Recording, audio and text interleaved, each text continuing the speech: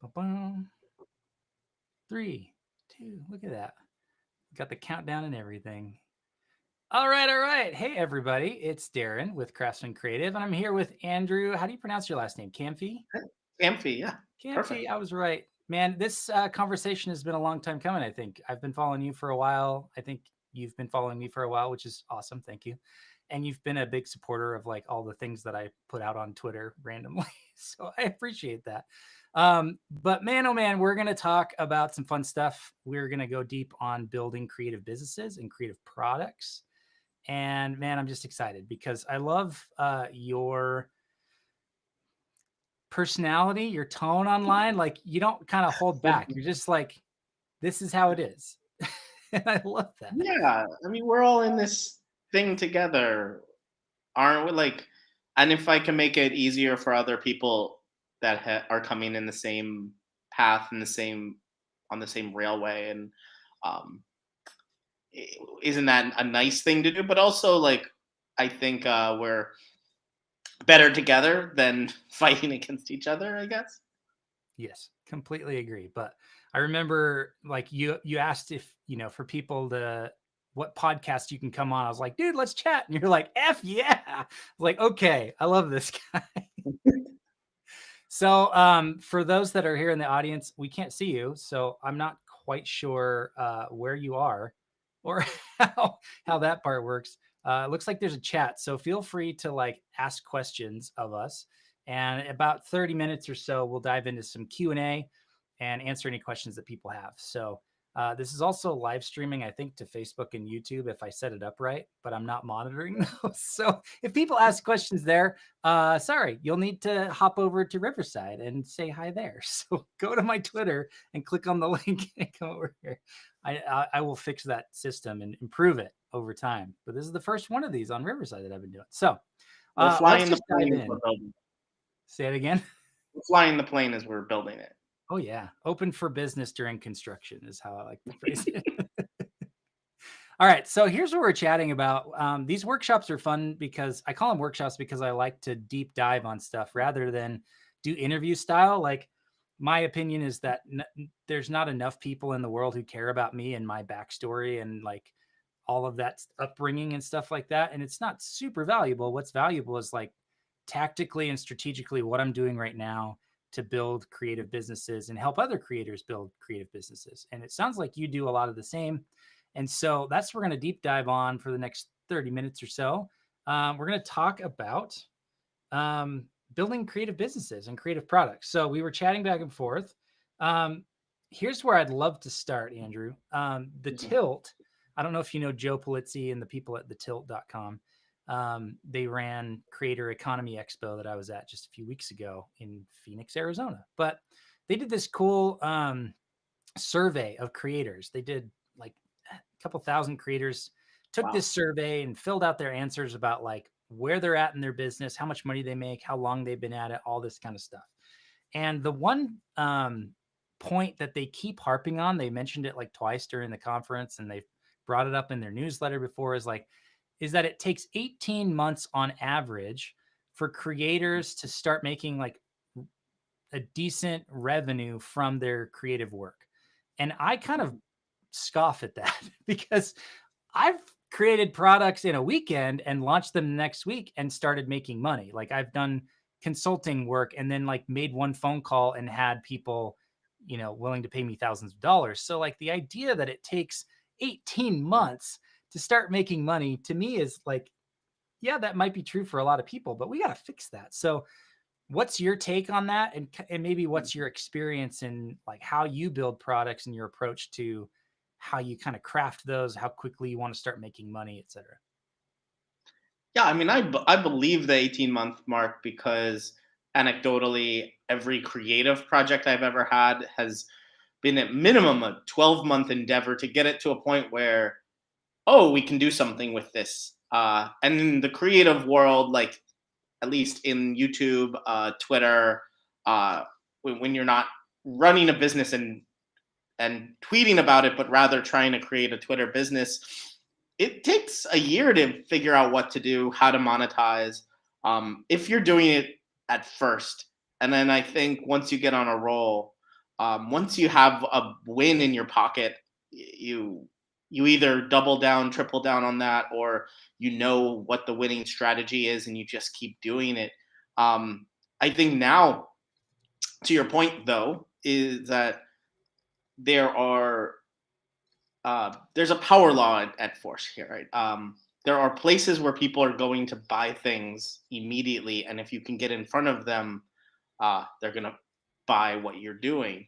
They're going to buy your creative service, buy your creative output, create your product, and they're marketplaces, right? So I was very successful with AppSumo Marketplace. A month after I launched Better Sheets, uh, and it's still going now. So these kinds of things, for some people, they have like an S curve, or yeah, they like, you can launch and then it sort of levels out. But you can also launch again and again and again, launch different products, launch to new audiences. You can launch in many different ways over and over again. Mm-hmm.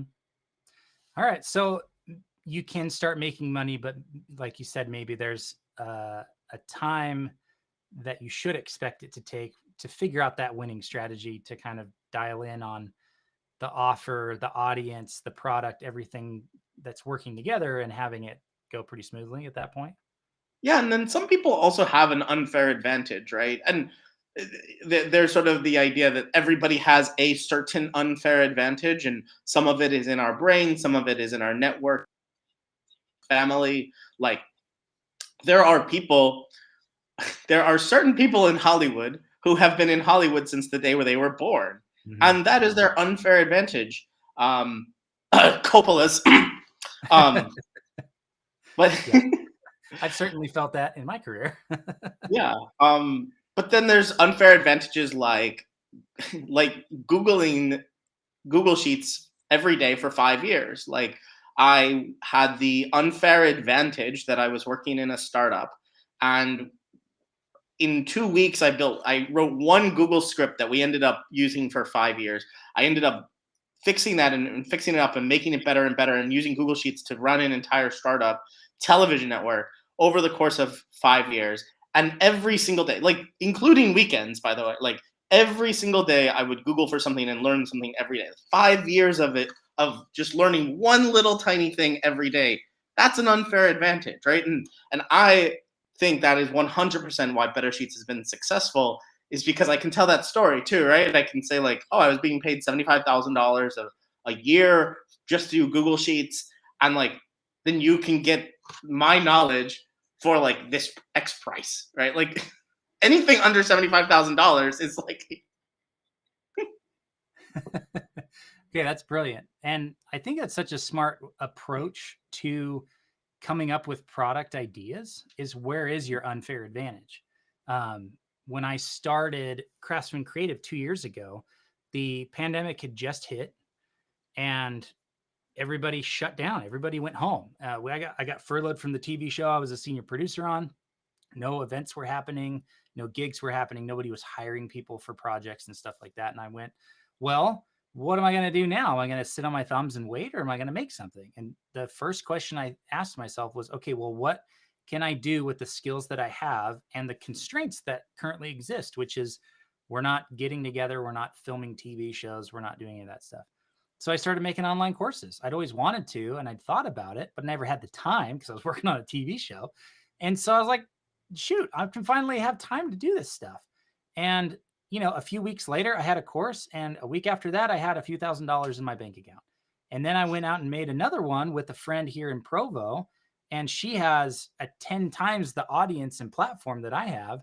We made a course together, put it on the site. And a month after initially talking to her, she did 10 grand in sales a month after the pandemic had started. And so, like, that's kind of where I balk at that stat a little bit, because I think sometimes it prevents people from thinking that they can A, make something that can make money online, and B, that it's going to take forever. So why even try? Or I don't have that time, or I don't have that patience.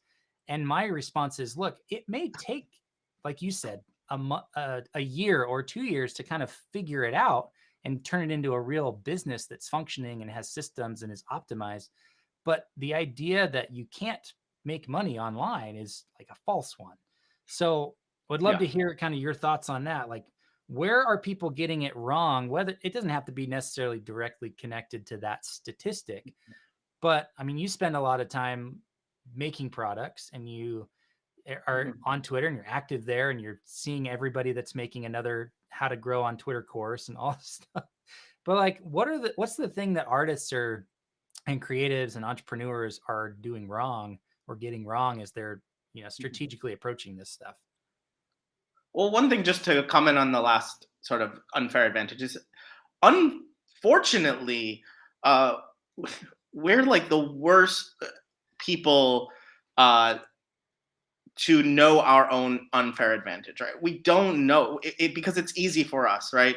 Um, you, you and I actually, it's so funny. This is like a similarity right here. Is like we're both producers of video, and we have been for many years. And Hmm. I've been a very much a failed video producer. I failed in actually getting a job in Hollywood, even though I worked on like freelance gigs and stuff.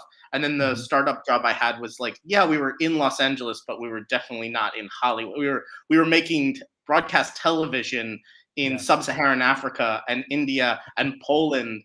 Um, and also I had a failed YouTube channel. And so like ultimately making video was like easy for me because I've done it, but I've failed at a business. um, and you though were very you're a senior producer and you like were like, oh, I'm gonna go make a video course because I make video. Like I don't think either of us, you or me, knew at the moment we were starting that like that was our unfair advantage. But like it is hard to make video. It Yes. is emotionally difficult. It is mentally difficult. It is physically difficult. You just spoke about constraints, and I gave myself the sort of best and worst constraint possible when I started Better Sheets. Is I only made Loom videos, so screen shares, and I said I'm not going to edit because I've edited for my entire life. I've been on Adobe Premiere. I learned Avid. I Uh-huh. worked on cruise ships where I had to use Avid editing system every day, and I was like, I don't want to edit anymore. And so for the last 2 years, unfortunately, Better Sheets members are like watching these unedited, raw screen share videos. And it's beautiful, right? Like I've been able to produce 500 videos. 177 of those are available for all members. Sometimes it's so easy for me to turn on Loom record that I just send a Loom video to one person. I'll make a 5, 10, 20-minute Loom video showing someone how to do something and send it to one person and feel great about it because I didn't have to edit. I sat there, exposed my knowledge, and that person was like, "Oh my god, this is so great! Like this is perfect. I've been waiting three years to figure this out." Wow. Yeah, I mean, that's amazing. And I think we benefit from the fact that we're in, coming out of or in the middle of the pandemic, however you like phrasing it, because a lot of people lowered their bar of what counts for good video content, right? I mean, even big I'm brands, just big, embarrassed. big brands were like, and I'm not trying to discount the value you've created, right? But like even big brands were strategically filming Zoom like or phone like video Yeah. content for Super Bowl ads or for, national Mhm. commercials because they were trying to fit in with whatever was going on during the pandemic and make it look more familiar. And so I've had this conversation a lot over the last 2 years, which is like, if you want to do video stuff, there's never been a better time because the bar is so low. People are used to being on Zoom and having video breakup and Mhm. audio problems and buffering and dropped calls. So if you've got this level of lighting and sound quality, like that's fine. I mean, I'm using an upgraded camera and an upgraded microphone. You don't have to do that. I filmed entire like during the pandemic, a friend of mine who's a realtor started doing video walkthroughs and stuff. And I was Mhm. bored and had nothing to do. So I was like, sure, I'll help you out and charge you some money to like film a video. And I gave myself similar constraints. I said, I'm going to film these on my phone because I want them to be easy. I want them to be like small file size. And I want it to be something where if I go back to the TV show, because this is all, picking back up, I want to be able to hand it off and not need the other person to Mhm. have to have like a 5D Mark IV or some cinema camera or some high end gear. It's like, no, literally take your iPhone and a little $200 clip on Rode mic and you can make an entire video. And she was making, an extra 15 grand a house because she had video walkthroughs and stuff. I'm like, okay, there's never been a better time. So maybe that transitions us nicely into something else I wanted to chat with you about, which is just like your um, framework or strategy or the way that you approach your business. Because is Better Sheets single product, or do you have lots of products? Like, how do you think about your business? And maybe we could tie it in with this idea of there's Daniel Vassallo has famously coined this phrase, a portfolio of small bets for creators, which means you go out and you just kind of make a lot of different products Mhm. and see what sticks, but also it's like a diversified portfolio strategy, right? If you're investing, you want to diversify. It's kind of like diversifying across products. I have some opinions there, but I'm curious, like, what's your take on that approach? How do you see like building your business and your products? Yeah, I think of it more like side projects, not small bets. Like what I'm about to say may be completely wrong, but I feel like the small bets theory is you create completely different products for completely different audiences for completely different uses. And I think that uh, waters down our, it never allows for compound increases. You can never work on something twice and it like consistently and twice and three times and really build something. Whereas side projects are one, you just said it in how you created your project. It's like I can hand this off, I can stop it, I can. It's not a new thing that I'm doing completely, and I have to focus my entire time and energy to. But that it also helps what you're doing, right? Like now I go off this many times, right? So um, I have a lot of weird ideas. I come up with ideas easily, and I think that's unfortunately a curse and a blessing. So I have to sneeze. That's Good. um, Do it. like as I was saying before, like an unfair advantage of mine is that I can think of things very divergently and like think of many different ways and aspects of it. And so when I'm working on something, I'm like, is this the best way to do it? Oh, I wonder if I did it this other way. And then the next day I'm like, okay, I'm going to do it this other way. And it hurts me in exactly the same way that it hurts small bets, right? Is like just work on one thing, keep building it, building it. And I didn't even learn this lesson 2 years ago. I learned this lesson like months ago.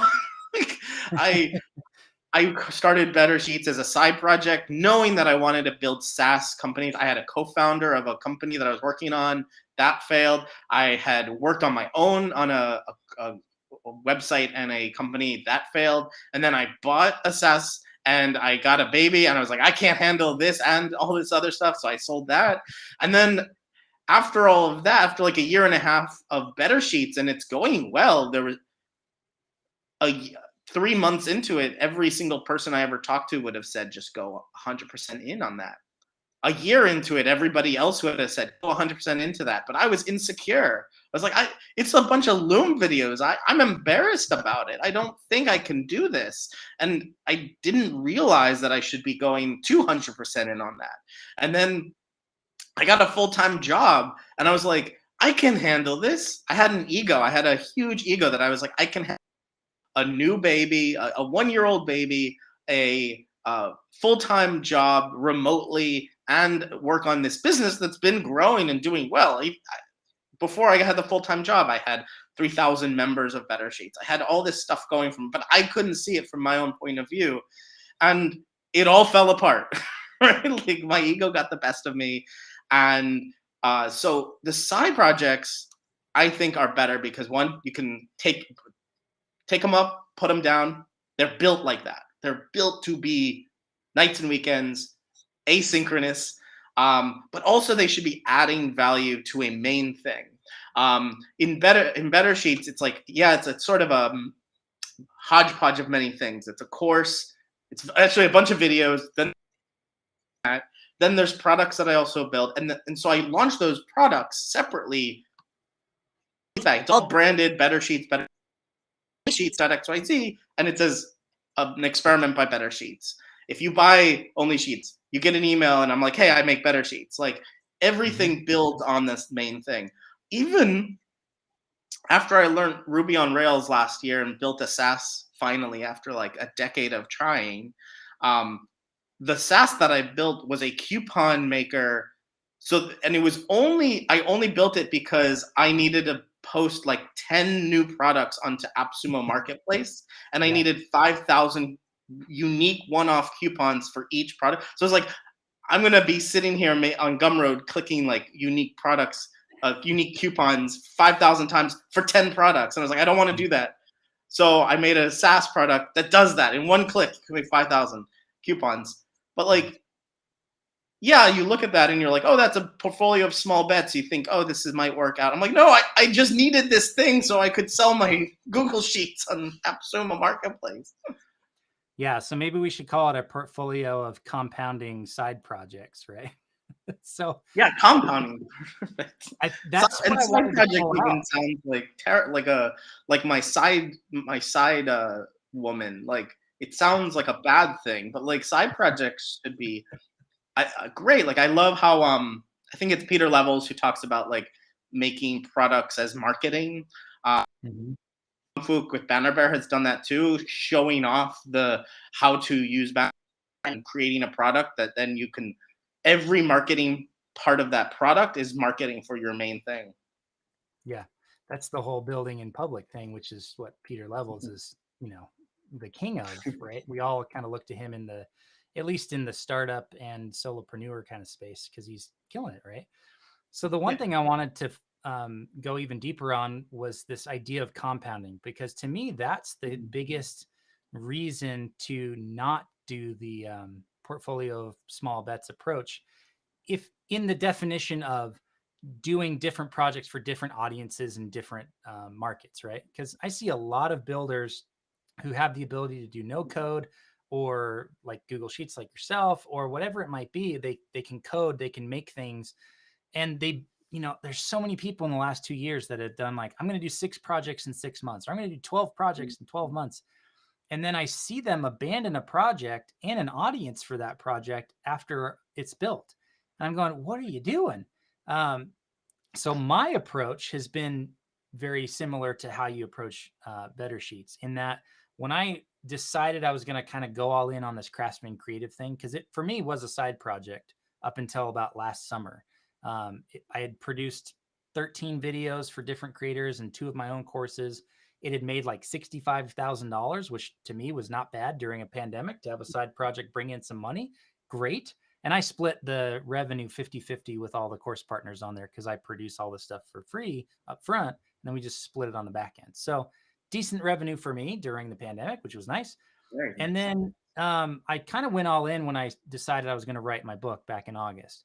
And at that moment, I said, okay, I know that the content of a book could easily spawn a course, a live cohort thing, a community, other books, coaching, consulting, all this stuff.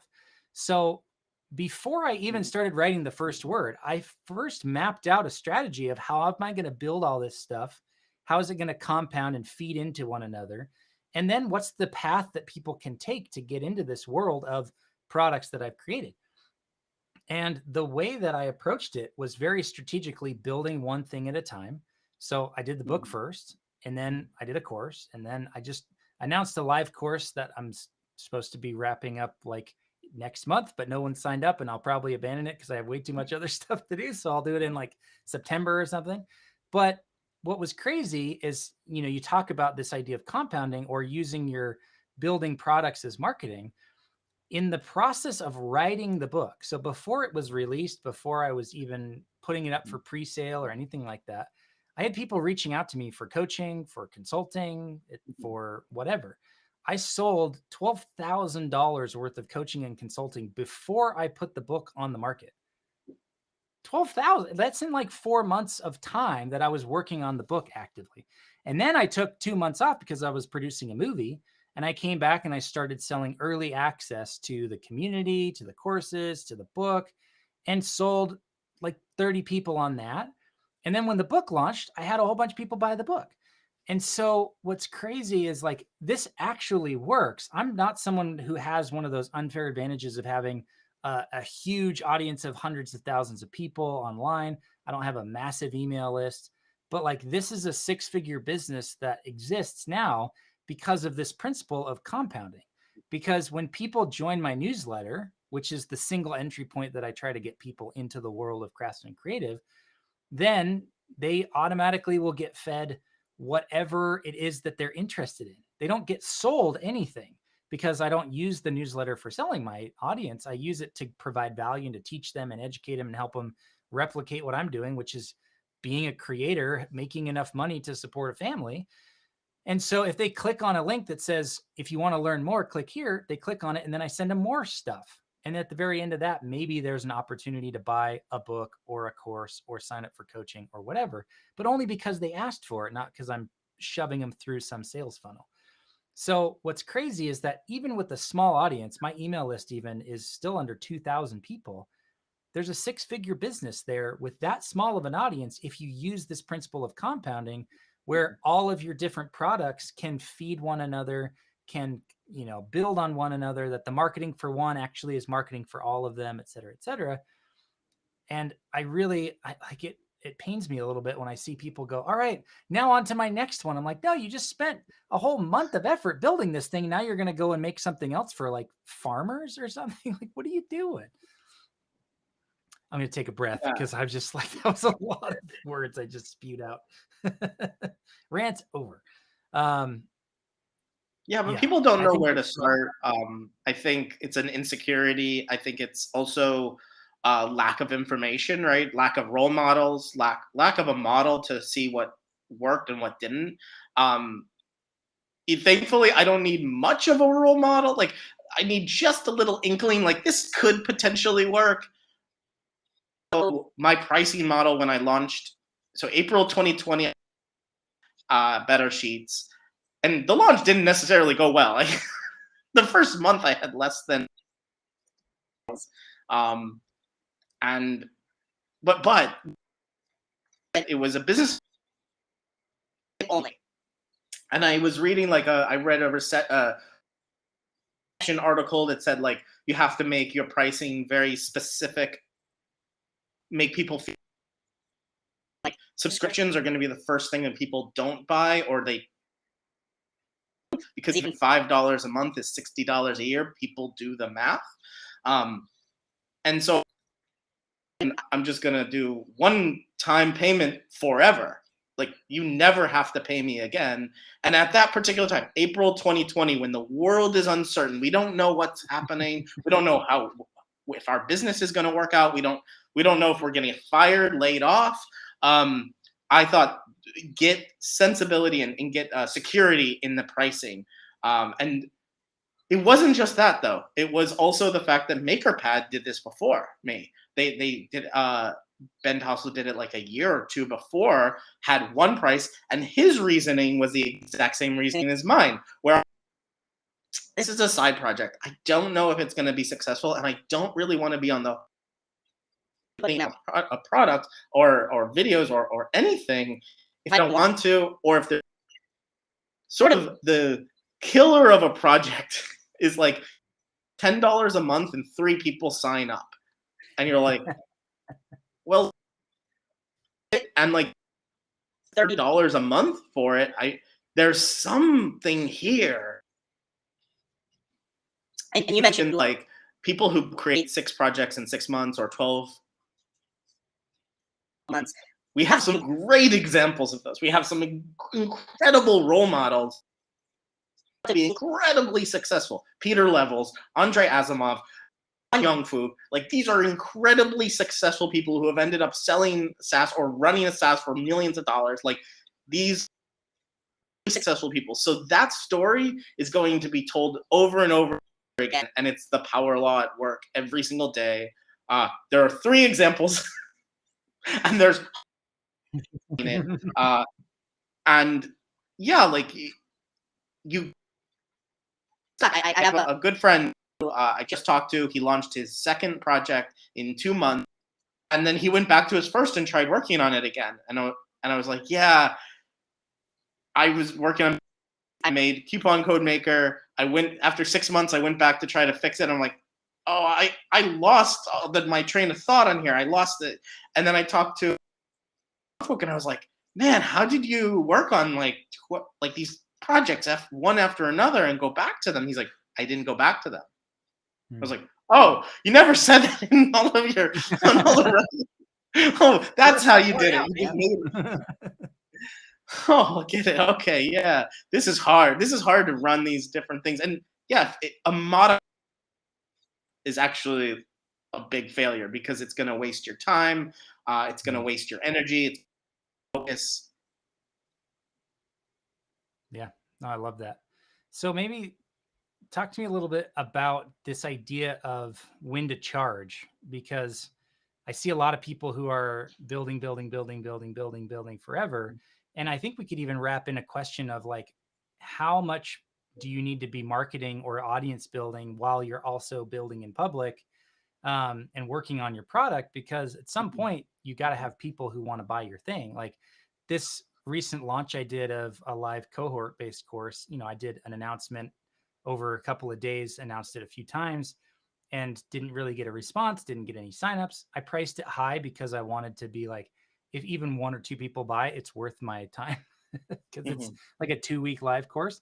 And I saw it as an experiment, and I'm totally fine if it sells 0 right now, because it means to me that my audience isn't there yet. I don't have a large enough audience or enough trust or enough demand from that audience for this product. But it's a product that exists that I can make at any time because it's a live course. So I didn't even have to like create and film and edit videos. I was just like, hey, I'm going to do this thing. If you want in, sign up.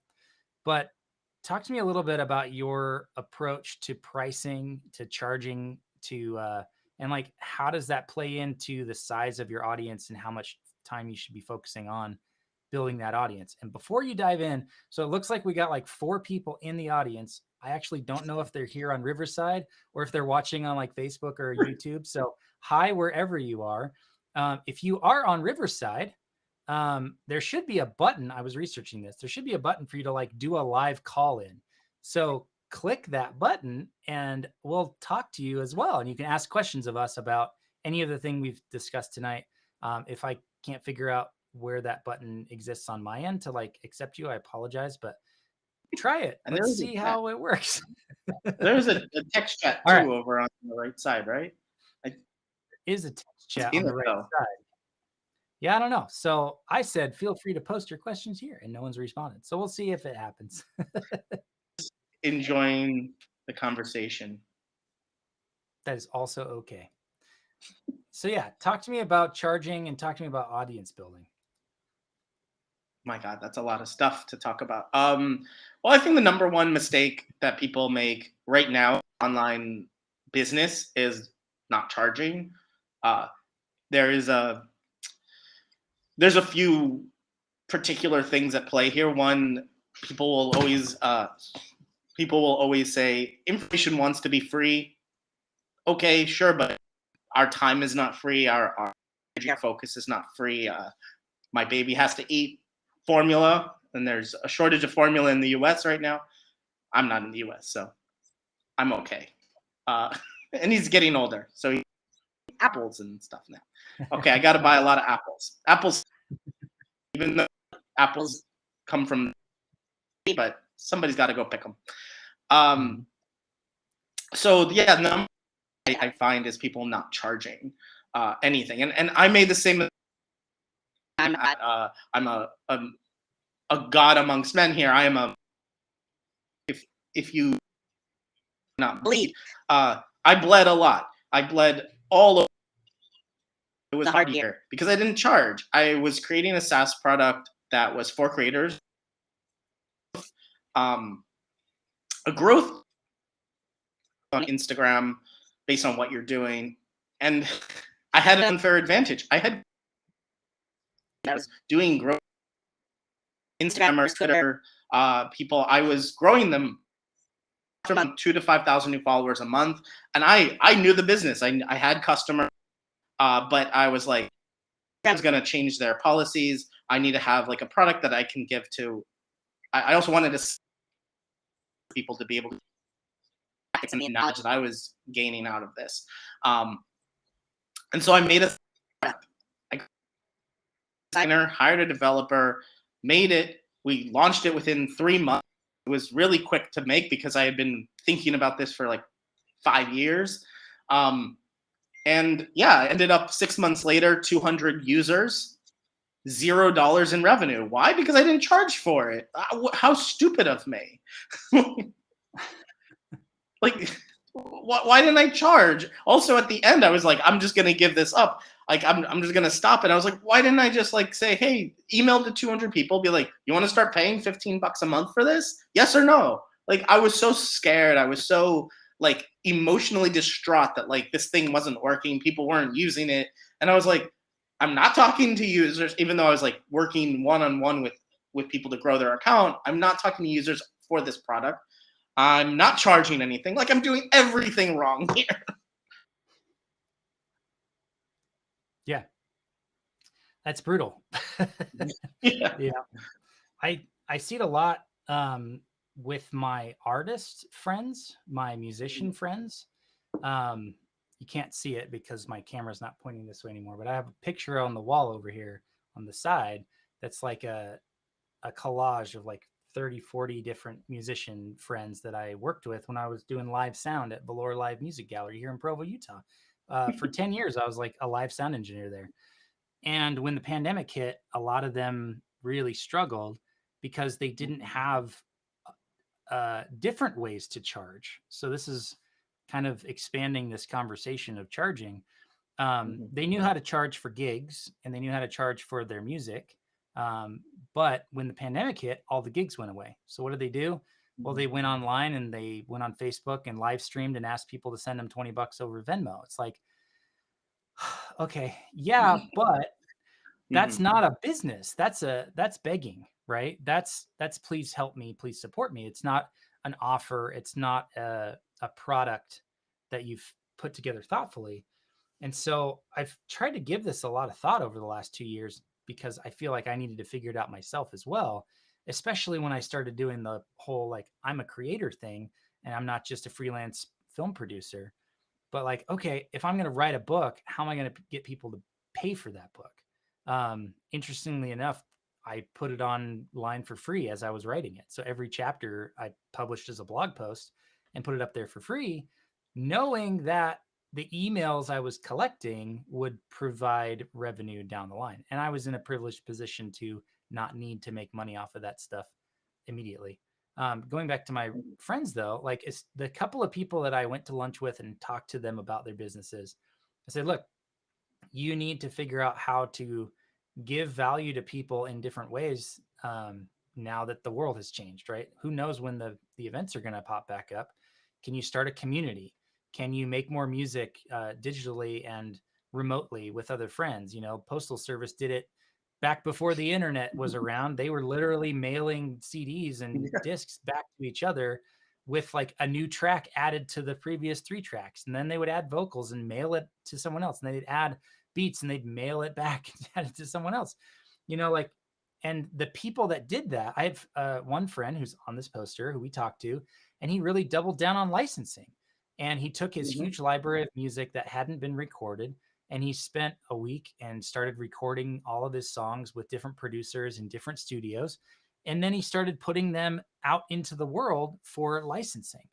And he had the best year ever last year because Mhm. his stuff was getting picked up by Dude Perfect and put on on their videos that have 10 million views and people go and check out his music and they buy it, right? Mhm. And he was getting placed on different compilations albums. He was getting his music picked up by other artists to record on their albums because he shifted and he realized, okay, I have to charge money, which means I need a product and an offer and an audience. And those three things together are what equal revenue, right? You have to have a good enough product, a good enough offer, and an audience who's willing and able to pay you for it. And ideally, you've got more demand than you have supply, which is an interesting way to talk about when it comes to digital products. How do you do that? But all of this is to say I completely agree with you in that if you feel that art is such a precious thing that it has to be free, or you have this belief or this mindset that people aren't going to pay you for it because they can get free versions of the same thing elsewhere, well, Mhm. that's not a helpful mindset to approach your creative business with, because one of the things I talk about a lot with the book and the content I put out is that to succeed, you have to kind of shift from thinking like an artist or a creator or a freelancer to a business owner. And what does a business owner have to think of? They have to think of profit margin. They have to think of, customer acquisition cost and Yeah, marketing and sales that's really and systems and all this stuff that creators kind of, creators hate spreadsheets. I've been but told that's that so a dozen times, but yeah, it's it's hard to kind of think the of difference a between, business. go ahead. Yeah. It's hard to think of your creative work as a business. And I think Mhm. that going one step above your is 99.9% of creators and creatives. That's why I think maybe go step instead of saying, and actually just what you mentioned, I was literally going to like say pretty much your anecdote, but for everyone is like you don't, right, as a musician you're creating original music from yourself, you are playing everything, whatever it is, but you play multi create your entire creative work yourself. um you're unfair. Not everybody plays guitar, not everybody plays drums.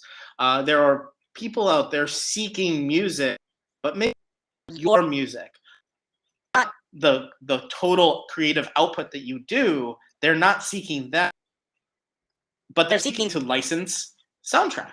They're seeking beats. Some of the biggest music entrepreneurs in the last 5 years, people who don't make the hits but make the beats for the hits. We've seen this multiple songs made from beats where they bought the beats on a beats market. They literally went and bought them.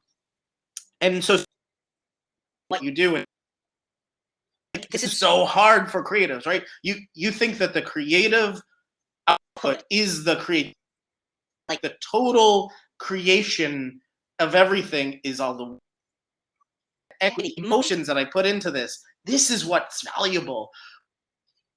Down step by step and piece by piece, maybe that guitar lick is the most valuable entire life. Like this one guitar lick. Like Dick a career. I think he's been a years off of surf rock. Like one, you hear surf, that's Dick Dale, and like every surf rock record is Dick Dale.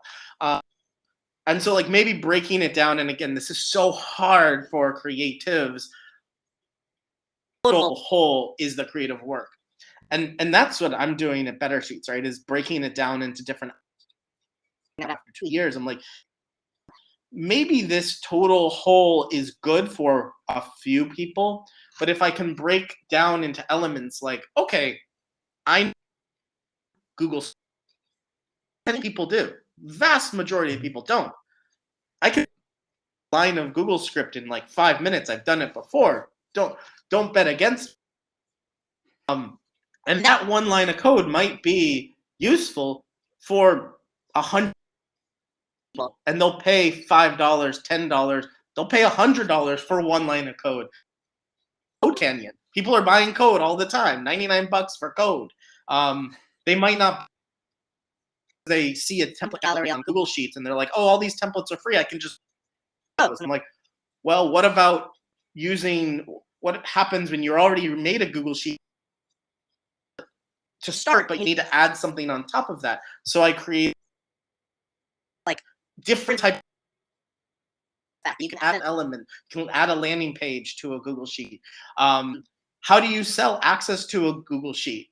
Like, oh, that, and I have how to install that. Like, those are all the different parts and elements, and breaking it down and twisting it. Someone might want to sell a Google Sheet, might not want to know how to. They don't need my membership. They just need this one line of code. And that's a and any creative can do that. Any creative person can do that. They might not be might not be. It's hard. Oh, it is hard. And I think one of the hard parts that you've surfaced here is like you don't know what your unfair advantage is. I'm not sure if I want to push back on that. I'm actually like sitting with that as you're saying it, because I feel like when I sat down and said, I'm going to do Craftsman Creative, I'm going to make these courses, it was very specifically because I knew, or at least whatever knowledge I had at the time of it, I knew that was my creative advantage. I could do How video, did you I know? could produce, I could edit, I could do enough website stuff to make a site and have it all work, right? How did you know that? So how? Yeah. Weren't you already working as a video producer? Mhm. Yeah, so people paid you. That those salaries and that money you made, that was validation that you could do production work, right? Yeah. So I guess my question is, if you don't know what your unfair advantage is, what are you supposed to do about that? And my I don't initial know. thought is, you do something and see if it Ask works for friends. and see if you enjoy it. I'm a big fan of like chasing what excites you and what makes you happy. I don't think it's about discovering passion or anything like that. Passion's a weird word, but like it's really easy to track joy. Like, does this thing that I just spent an hour on, was it arduous or was it fun? Did it make me happy or did it make me like never want to sit in front of a computer again? And so that can be a guiding principle of sorts. But what do you think when, because I think that's a bold statement to say you don't know what your unfair advantage is. So, okay, then what do you do about that? I think passion sucks. I'm passionate about a lot of things. I'm passionate about a lot of things that won't make me any money. I'm passionate about drinking a cup of coffee, and I'm not going to start a coffee shop anytime soon. I've been thinking about it for a few years. I went and learned how to roast at a coffee. Yeah. I visited a coffee farm for 2 days. I learned how to roast. I'm going to make a coffee shop. No, don't follow your passion, you stupid idiot. Like, don't. Passion will drive you up a wall. I think it was passion that drove Odysseus in his the Odyssey. Wait, was it Odysseus? No, Ulysses. Mm, Oh my god. close enough. Wait, how long was that? 40 years? I don't know. Sure, some passion is great, right? Passion's great. Moses through the desert. It got Gandhi through. I forgot what Gandhi went through, but it's fine for some people. Passion's good for preachers, but not for creatives. Passion's gonna suck the energy out of you when like you don't get validated and you don't get. Um, Mhm. I have this weird anecdote that's like a here's a um. Do you know RoboCop? Mhm. He Yeah. yeah. So Peter Weller, the actor, Peter himself, went in like a master's degree or a PhD in Italy for like a.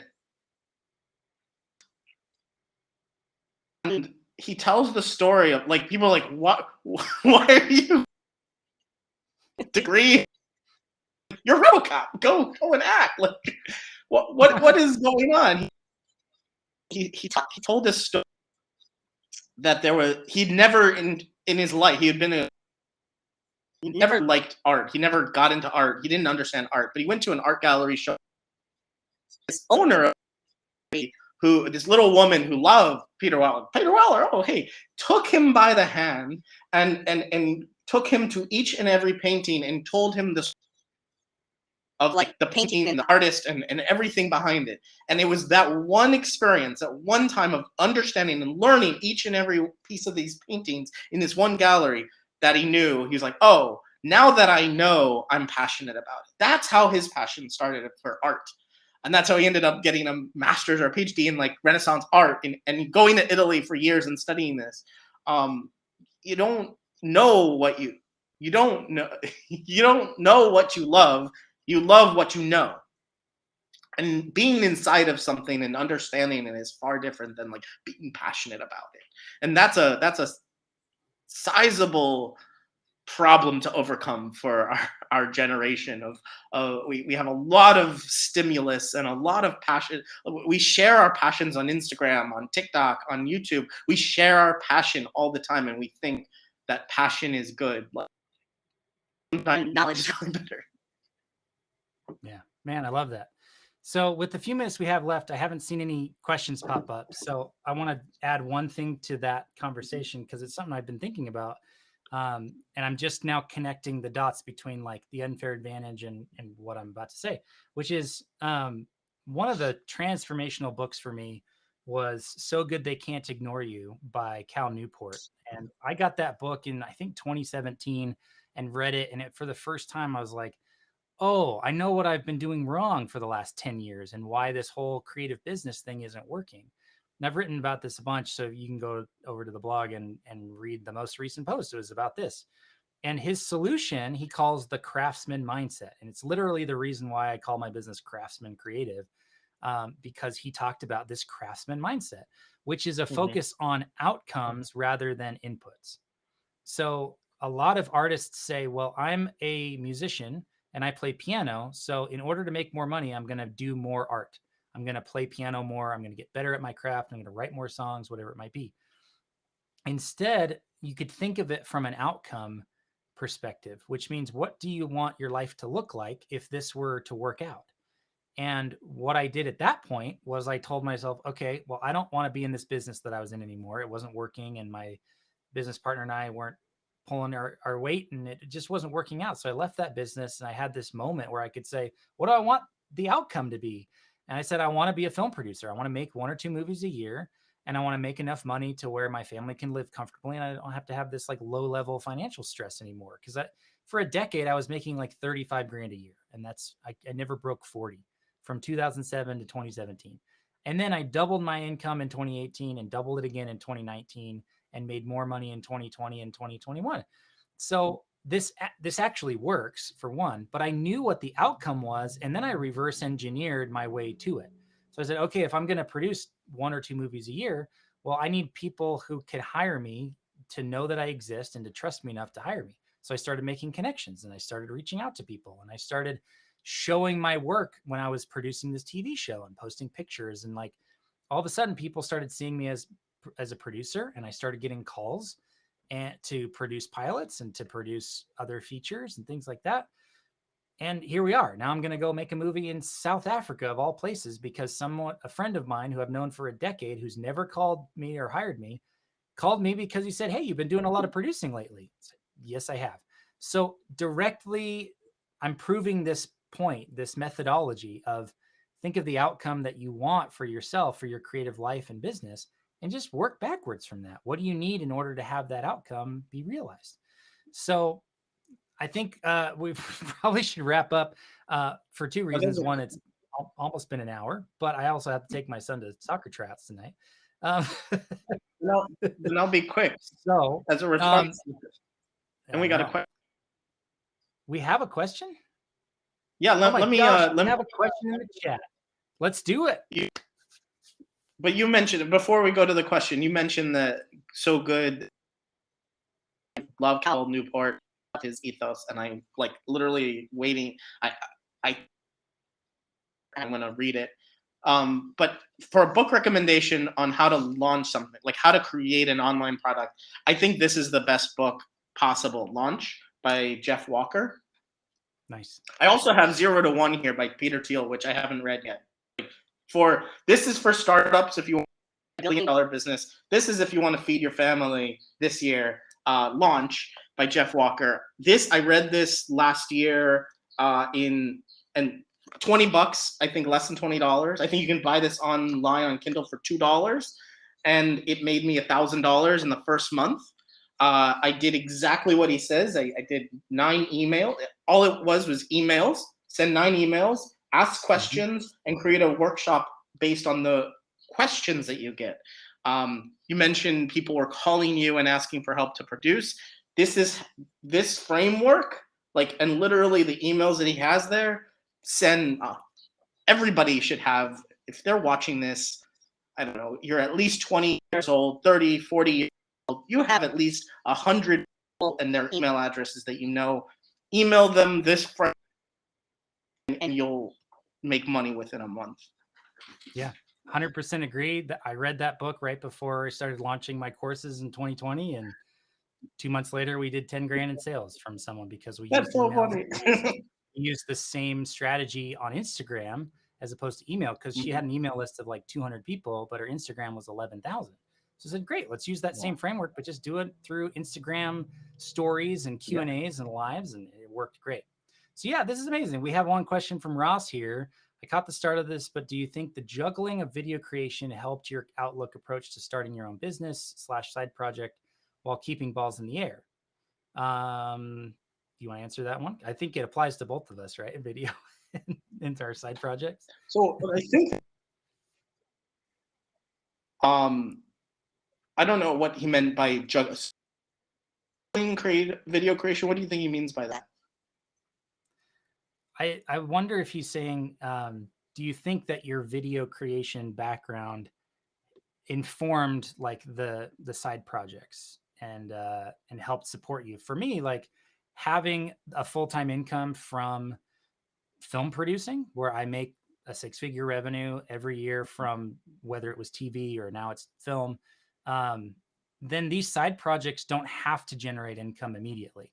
So it takes some of the financial pressure off, which for me is a huge thing that I do consciously. Like I try to keep, oh, there we go, multiple moving parts and bringing it all together. So yeah, for me, it helps to have the financial aspect taken care of so that these side projects can become whatever they're going to be. And as soon as you put the financial pressure on them, to me, it kind of like kills the vibe, or it's like Well, stepping I'm on going a to take the opposite. flower before it has a chance to bloom, but I want to hear your stance. Yeah. That's so funny. I think the pressure, without pressure, you don't know what's validated, right? And that's why I think charging from the outset is the right way to go. Now, by the way, like I have a freemium model, you have a freemium model, free newsletter. I have a free newsletter. I have free videos. I have a YouTube channel, free. I have a bunch of free stuff, but like I didn't start that way. Like the day I launched, it was actually sort of I did that. It was 8 videos, 4 for free, 4 were paid. But I keep a lot of stuff behind the paywall, and building more and more. But I think that if a side, and I'll use my own experience, and I won't like talk generally. I'll say in the last 2 years, I didn't cheat seriously. I didn't take this side project seriously because I set it up as a side project. I knew I could pick it up and take it everywhere I went. I could take it with me. I could do it from anywhere in the world. I've still been trying to work in Antarctica. If anybody wants to sponsor me as a trip to Antarctica to work as I can do that. And it was after a horrible 2019 where I made very little money, and then a pandemic to like get me to like settle down. Like you gotta make some money. You gotta and then having a family and being like, he's gonna have to pay for college. I have to pay for his college. I have to pay for braces. Sam is hilarious. Is like, do you want your kid to have braces? Go get down and work. Like, like John Yangfu made Banner Bear. Like, you can see. He says this publicly, so I'm not outing him in any way. He's like, there's this long line of like a flat revenue, and then his savings is dwindling, and then he's like, oh shit, and then you see revenue come up, and you're like, oh, that's the savings was going down. Like, Yeah, I think it will change your thinking appropriately most of the time. And I say these as like, these are wins. There are probably definitely a lot of people who will see all their savings crash to zero, refinance their home, run themselves into the ground, and then go back and get a full-time job. And great, that you found your thing. Like I have no ill will to people who try a creative work, fail, and then are like, I would rather work for Buzz YouTube channel. Great, go machine that's going to take your work and push it to 2 million people. Like go build something with a team of people. Like if that's what you need to do, that's what you need to do. Go work at Facebook and do Facebook video. Do that. Build a massive engine together. There are just some people who are like, I'd rather do it alone in my way. Like, yeah, I hear that. Yeah, I don't know if that was the answer. Wait, that was the answer. I don't either. But like I've personally strategically done that in the past where I'm like, okay, I'm going to force this thing. I'm going to put myself in a situation where this has to make money or else I'm really screwed. And I've ended up screwing myself. So it's for me, it's not something I recommend to people, but I can certainly agree that it can work. It's just not the strategy that I promote to people. When he says multiple moving parts and bringing it all together, I think it goes back to what we were talking about, this portfolio of small bets. It's much better if all of your stuff kind of becomes this web of interconnected, interdependent things that, work on one benefits the rest, as opposed to having these siloed different projects and businesses and stuff like that. So for me, rather than going and learning how to code and creating some SaaS business, I went just a little bit adjacent to film and TV production, and I started producing video courses. It's almost identical to what I was doing, just shorter time frame and different content. So I think there's a huge benefit to that because you're not having to start from scratch. From me saying, hey, I'm an educator and I write blogs and blah, blah, blah. Now I'm creating courses for people. It was a logical step in a similar direction for my audience, as opposed to a diversion and going, what's he doing over here making a SaaS for farmers? I don't know why I keep using farmers, but there we go. To take this analogy to its like, there's different types of juggling. Mm-hmm. How to juggle, you throw one ball in the air and you catch it in your hand. That's how you start a business. You do one thing, catch it, do it, add two more, you're juggling, right?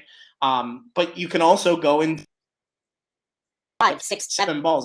I know people who've juggled 5 balls. It's possible. Professional jugglers juggle 10 balls, 9 balls. Like they didn't start. Say I'm gonna juggle 9 balls. Put 9 balls in. They started with 1. A weird thing. Yeah, no, I love that analogy. All right, so Andrew, this has been amazing, and I'm so glad we had a chance to connect this way. Where do you direct people? Where can they find you online, and what do you want them to go check out? Yeah, it's my Google Sheets course membership, templates, everything. But also, if you just are interested in the journey, if you're and seeing how it's going and asking questions, then find me, twitter.campy, just my last name. And open, I'm happy to share a lot of stuff. I share my continue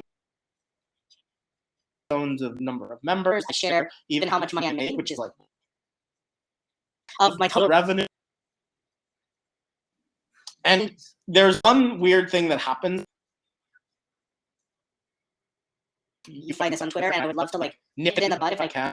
Is that people will ask me really serious questions that like I don't want to reveal the answer publicly, but I am actually much more interested in answering questions publicly so that other people can learn. Yeah. If you're scared and you like, oh, I don't know if he'll answer this question, I don't know if like the answer is something he wants to reveal, just ask it in a public forum, reply to a tweet, or just tag me. I will be much happier to answer things publicly so people can learn from it, because other people are going to be scared to ask that question too. I sort of get really, they're like, what's the secret? I was like, you think I'm going to tell you the secret in DMs? And also, there is no secret. Just do the thing. Yeah, just keep going for a long enough period of time and stay focused. So amazing, man. Thanks for taking the time tonight. Sorry, what was that? Be so good they can't ignore you. Yes, That's a that is the secret. answer. That's the secret. Amazing. Thanks for your time tonight. Everybody go check out Campy's stuff online. And thanks for listening. We'll see you on the next one. All right.